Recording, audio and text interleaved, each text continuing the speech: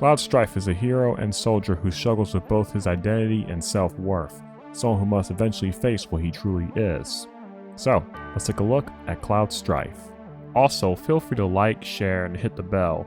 Also comment below if you want me to look over any heroes. When you first meet Cloud, he already comes across as someone with a big sense of bravado on his first mission with Avalanche, even does a superhero landing.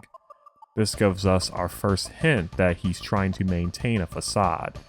His demeanor is always tough, as if showing any softness would be a weakness. To compensate, he overplays this tough guy act by constantly acting dismissive. Cloud also seems unwilling to open up to people unless he already has a history with them. With Tifa Lockhart, for example, he has no trouble talking, but even then, it often feels like he's showing off rather than being genuine. One identity he presents is that of an ex-soldier first class. Soldier is an elite group that works for Shinra, taking on the most dangerous assignments. This backstory makes him seem impressive and self-important, like he was once on the bad guy's side but is now a mercenary for hire. He clings to this identity with pride. At the start of the game, Cloud is dismissive. He only works with Avalanche for money, not caring about names or even saving the planet. Yet, we still see glimpses of his softer side. He does worry when people are in danger, and he does believe the planet needs saving. He just doesn't want to admit that responsibility belongs to him. We then see a flashback with Tifa. Cloud tells her that when he grows up, he's going to the city to join Soldier and become like the legendary hero Sephiroth. Tifa makes him promise that if he becomes a soldier, he'll come back to save her. From this, we learn that Cloud was goal-driven from the start. He wanted to be strong, to be a hero. But since he never talks about Sephiroth's personality or character, we can assume he was drawn more to the flashy image Shinra promoted than to who Sephiroth really was. During one mission, Cloud is separated from the group and meets Aerith, a flower girl from the slums, who also happens to be the ancient Shinra was searching for. On the surface, she seems innocent, with her flowers symbolizing purity, but in truth, she has been through a bit more than you think.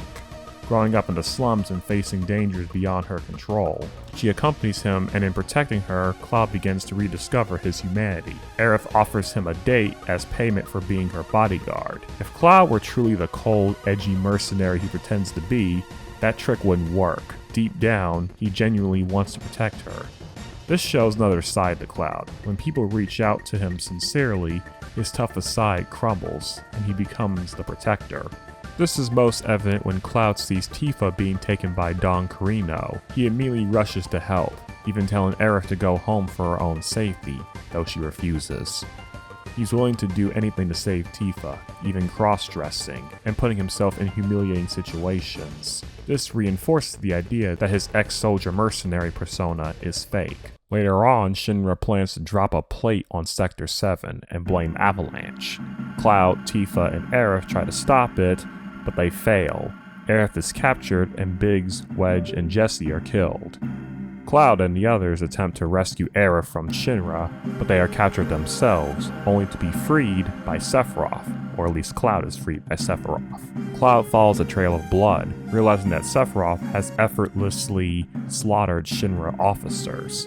For the first time, Cloud truly believes Sephiroth is alive, and it terrifies him. Then recounts to his past as a soldier first class. He once went on a mission to his hometown, Nibelheim, with Sephiroth leading. In these flashbacks, Cloud seems strangely excited, almost out of character, hinting at a different side of him. But during the mission, Sephiroth discovered the truth about his existence. He saw Shinra's experiments, humans mutated by Mako, and he began to suspect he was one of them. Digging deeper, he became convinced he was the last remaining Cetra, chosen by his so-called mother, Genova. This god complex drove him to destroy Nibelheim. Cloud claims he stopped Sephiroth, but his memories are hazy. Tifa too seems to remember events differently, suggesting Cloud's recollections may not be entirely true. This uncertainty feeds into his need to maintain a false persona. As the journey continues, Cloud grows closer to his companions and begins to trust them. But when they return to Nibelheim, they find the town completely rebuilt, with no one remembering Cloud at all. Even Tifa seems conflicted, her own memories fuzzy. At the Temple of the Ancients, Sephiroth reveals his plan, not to find the Promised Land, but to summon a meteor that will wound the planet. He intends to absorb the planet's energy and become a god. Using the Jenova cells within Cloud, Sephiroth manipulates his fragile mind, tricking him into handing over the black materia. Cloud even attempts to attack Aerith before collapsing. Here we see Cloud's true self, afraid of what he might do, afraid of losing control. But with the support of his friends, a recurring theme in Final Fantasy, he regains his resolve and sets out to protect Aerith. Tragically, Sephiroth ambushes them and kills Aerith as she prays to the planet. This shocking moment reveals Sephiroth's complete disregard for life, even that of the Ancients. He taunts Cloud, pointing out his emotions for Aerith, emotions Shinra and Soldier would dismiss as weakness.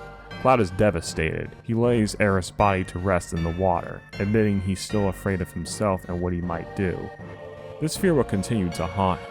Later on, when the group recovers the black materia, Sephiroth shatters Cloud's mind further, planting false memories that Zack Fair was the true soldier at Nibelheim, and that Cloud is nothing more than a clone of him.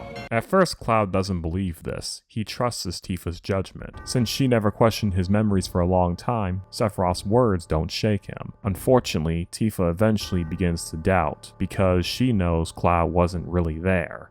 And due to Cloud's own distrust in himself, his near attack on Aerith, and his inability to recall how he joined Shinra, he believes he might be Sephiroth's clone. Cloud has always struggled with an identity crisis, but he managed to hide it by avoiding reminders of his past, and by relying on Tifa to confirm his memories. Once Tifa begins to doubt, and Cloud starts recalling fragments of seemingly true events, his crisis worsens. He becomes so unstable that he's willing to accept any identity handed to him, even the idea that he's just a clone. Still, a trace of the real Cloud remains. He apologizes to everyone for not being the person they thought he was, and ultimately hands the black materia to Sephiroth. This exposure leaves him broken, suffering from Mako poisoning. His mind can't handle the strain. Later, when the ultimate weapon attacks the village, Cloud and Tifa fall into the live stream. There, we discover that Cloud is lost within himself, and Tifa helps him piece his identity back together. She confirms that Cloud was not the soldier who fought alongside Sephiroth. That was Zack Fair. But she also confirms that their childhood memories, like looking at the stars together, were real. Cloud is not a clone. He is the real Cloud Strife. Still, questions remain. In another vision, Tifa meets a younger Cloud, and we learn why he wanted to join Soldier in the first place. As a child, Cloud was socially awkward and often excluded, while Tifa received most of the attention. Feeling rejected, he convinced himself he was better than the other kids, and mocked them. This may explain why at the start of the game, Cloud acts so tough. It's a defense mechanism, masking his fear of making real connections. One day, while leading Tifa to a well to see her mother, she was injured. Her father blamed Cloud. This devastated him, not only because he couldn't see her anymore, but because he blamed himself for being too weak to protect her. Out of frustration, he begins to pick fights with other kids. This drove him to want to join Soldier. On the surface, it was to be like Sephiroth, but deep down, it was to become strong enough to protect Tifa, and maybe even impress her. He bragged about how he would join Soldier and become a hero. But the truth is harsher. Cloud never made it into Soldier. He was only an infantryman, the kind of nameless Shinra troops the players cut down easily. After all his talk, he couldn't live up to his own claims, and he was too ashamed to face Tifa. Still, he was there in Nibelheim. He then surprised Sephiroth and stabbed him, though Sephiroth survived and escaped with Jenova's head. Cloud manages to lift him and throw him into the Mako reactor, a supposed god brought down by a mere infantryman. For the sake of canon, let's touch on the spin-offs. In Before Crisis, Cloud isn't shown as a great fighter. He often needs help from the Turks, like when he was tasked with protecting Raleigh, but when things became dire, Cloud motivated himself. If he couldn't protect one person, he had no business being in Shinra. This shows that his desire to join Soldier was rooted in protecting others, fundamentally different from Sephiroth's self-centered ambition. In Crisis Core, Cloud and Zack bond as country boys, working together despite their ranks. After Nibelheim, when Cloud was wounded, Professor Hojo tried to experiment on him, Zack, and Tifa, injecting them with Jenova cells in an attempt to create another Sephiroth.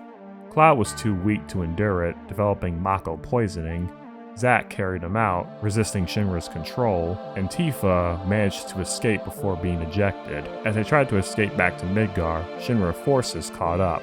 Zack was killed while Cloud survived, only because they didn't see him as a threat. Before dying, Zack entrusted him with the Buster Sword.